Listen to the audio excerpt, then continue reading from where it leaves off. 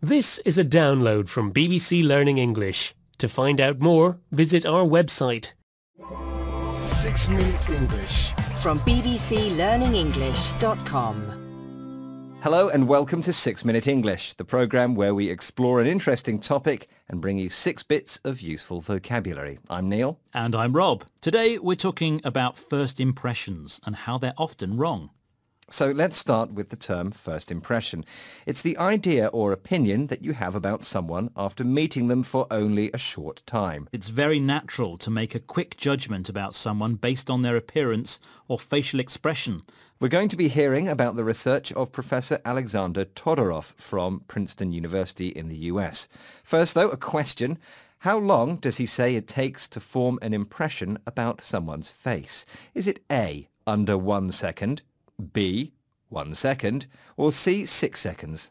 I'll go for B, 1 second. Well, we'll find out if you're right or not later on in the programme. So Alexander Todorov has been researching our impressions. His tests asked people to decide whether they thought faces were dominant, competent, trustworthy, or extroverted. Let's just look at those words for a second. Dominant means being strongest or most important. Competent means being able to do things. While if you're trustworthy, it means people trust you. You are worth their trust. And being extroverted means you are energetic and enjoy spending time with others. So what did he find out? Faces that look happy and feminine, like a woman, were rated as more trustworthy. While faces that were more masculine, like a man, were seen as more dominant. Wider faces with big eyes were seen as more extroverted. Now, the important thing is that Todorov says that these judgments aren't accurate. Someone who looks competent isn't necessarily competent. So what does this mean in practice? Here's Professor Todorov. Trustworthiness, dominance and attractiveness are the three big things that we form impressions of people. But interestingly, we have done some work predicting the electoral success of politicians, and the judgment that is most predictive of who is going to win the election is perceived competence. And this is not random at all, because if you ask voters what is the most important attribute of a politician, competence is the one on the top. Okay, so this is actually quite significant.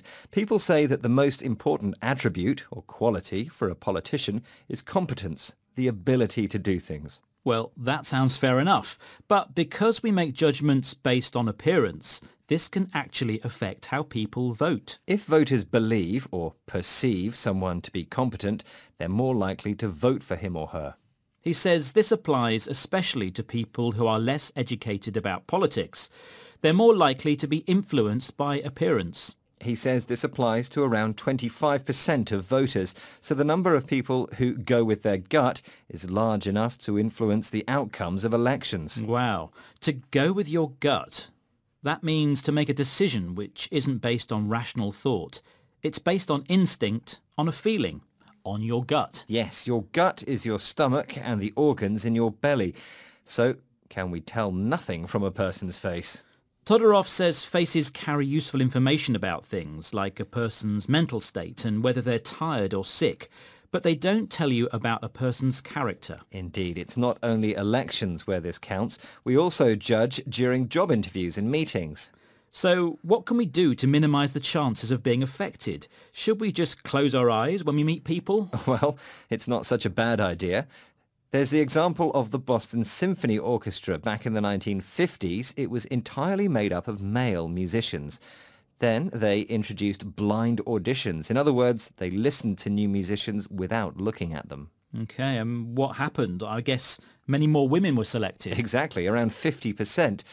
Of course, gender and race are also huge factors in how we perceive faces. Todorov says we tend to react most positively to faces that look like our own.